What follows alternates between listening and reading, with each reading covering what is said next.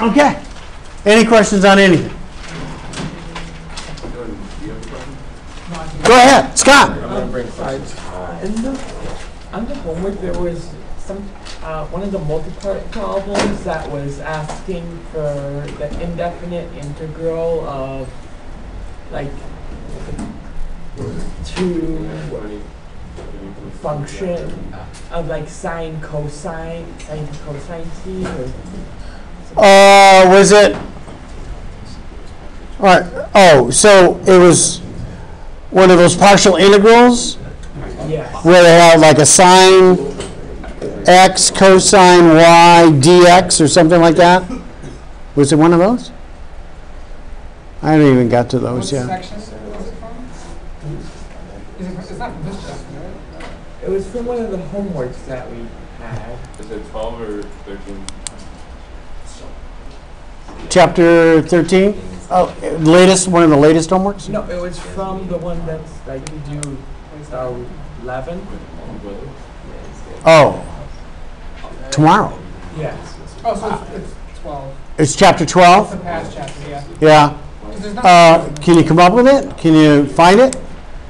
I can't access the thingy on my phone. Oh, you can't? Okay. You know what, What's today, Thursday? Yeah, I'll copy it down and bring it in tomorrow. Okay. Okay, yeah, do that. We can do it. Okay. Any other questions? Or, wow. All right, we'll continue on. Okay, here we go. We're doing chain rule.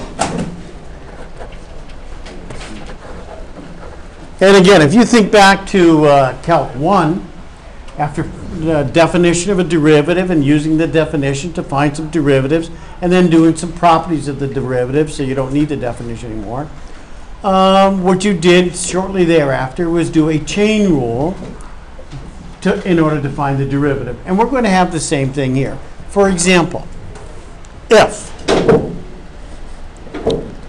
I might as well just give it to you, if z is a function of x and y, and x is some function of t, and y is some function of t, then dz dt is equal to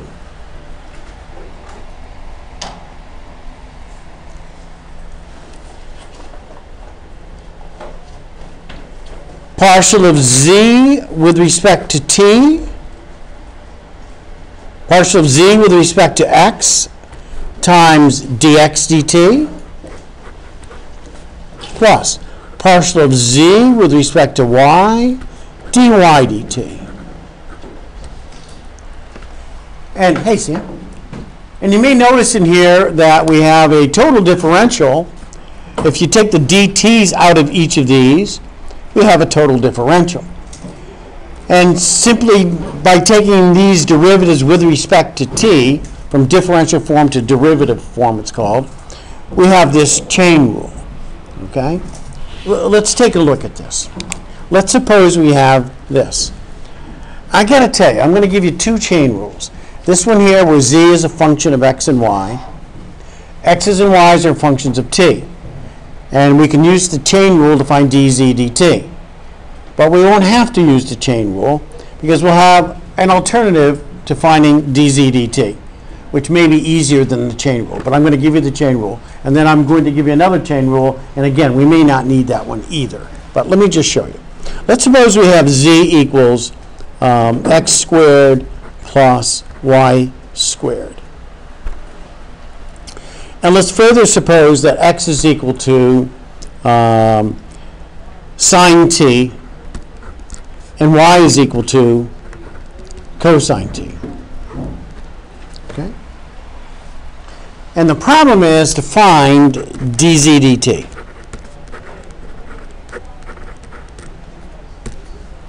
We've got two possibilities. One possibility is to use the chain rule. Okay? And you use the chain rule, you find dz dt by saying, okay, that's the partial of z with respect to x, 2x, times dx dt, cosine t, plus partial of z with respect to y, 2y, times dy dt, which is a negative sign.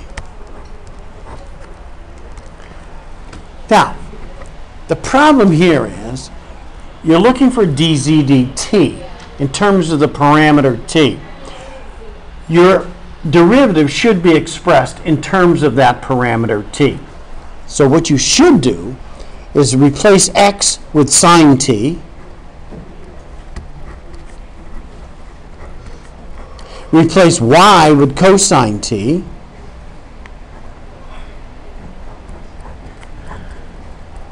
and then combine these to get what?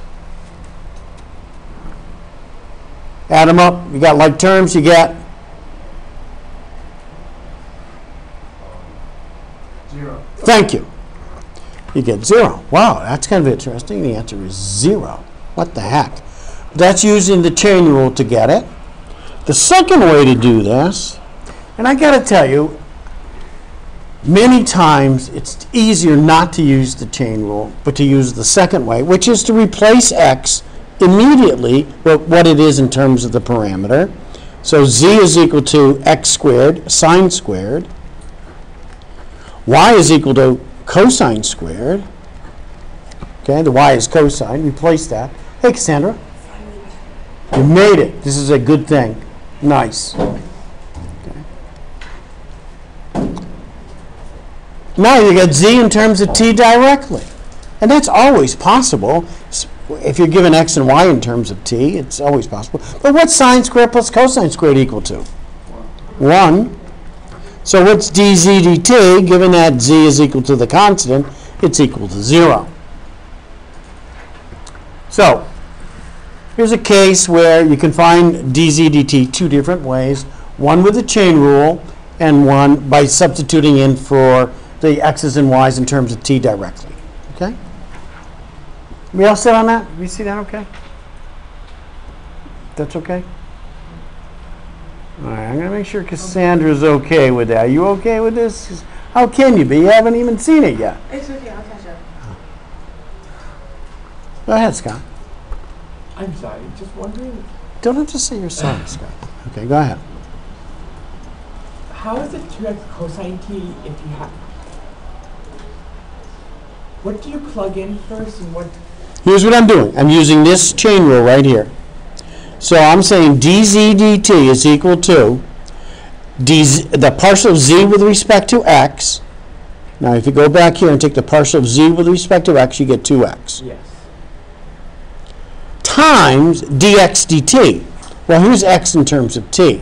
Find dx dt, and that's the cosine. Okay? We all set with this? Okay. Let's do a slightly more complicated version of this. You ready for this? The second form of the chain rule. And again, I'm going to repeat that oftentimes you simply don't need it, and it's even more efficient not to use it. But let me show you. If z is a function of x and y, and x is a function of s and t, and y is a function of s and t,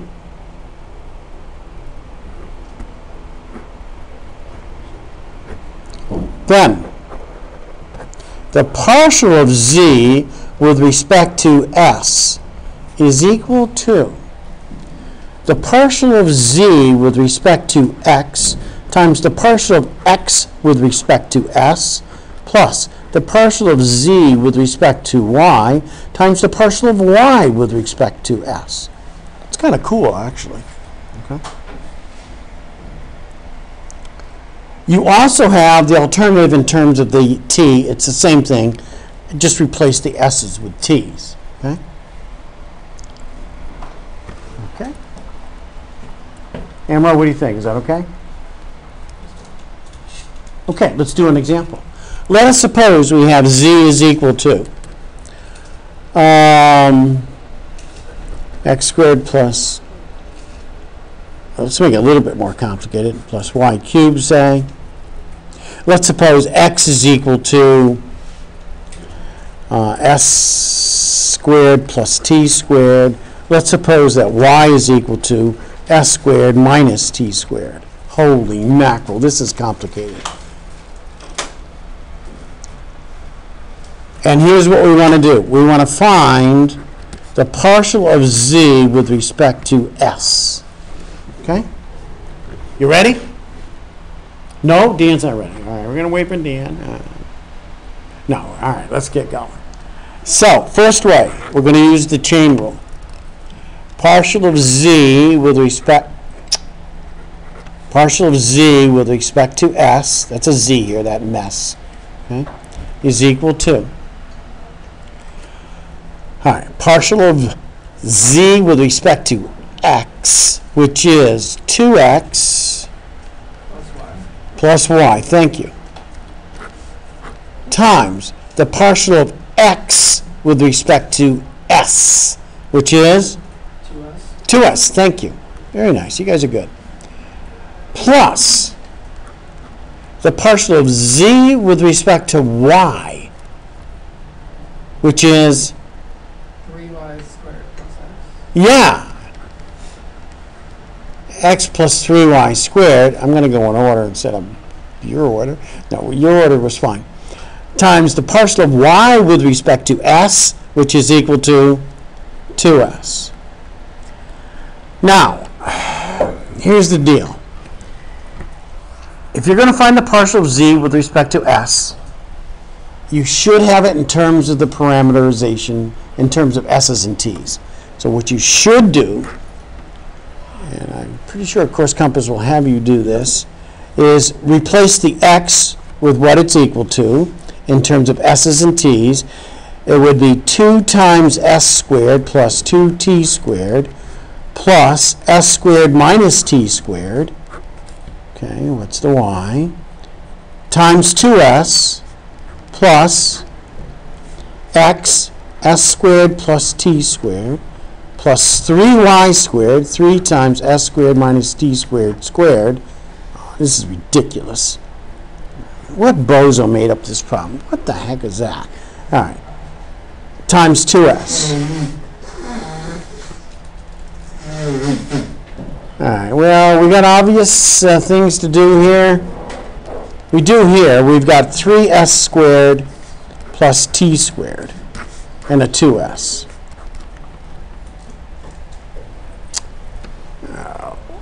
You know what? You multiply this out, you get s to the 4th, you get 2s squared t squared. There's no good simplifications here, really. I'm just going to leave it the way it is.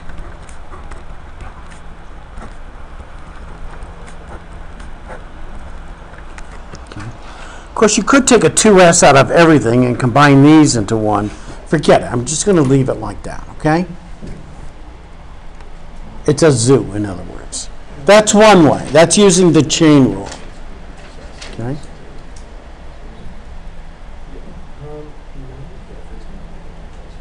On my notes, yes. Not on We all set? No, I was just saying, when I read my notes, T's and pluses are exactly the same. Oh, okay. Well, yeah. You do. I thought you were saying, You curve your keys so it doesn't look like a plus. Yes. So, like, I don't curve my keys. yeah. So they look like You got to cross them a little bit higher than the plus sign. That's all. All right, number 2. The second way to do this problem, hopefully will be better, although it may not be, is to express z in terms of s's and t's. So z is equal to x squared, s squared plus t squared squared, plus xy, s squared plus t squared, s squared minus t squared, plus y cubed, s squared minus t squared cubed. So you express z in terms of s's and t's directly, and then find the partial of z with respect to s. Can you simplify that first, though? Oh, no. Well, you could try. You probably can do something, but I wouldn't. I would leave it just like that. Okay. I mean, you could try that, but I wouldn't do it.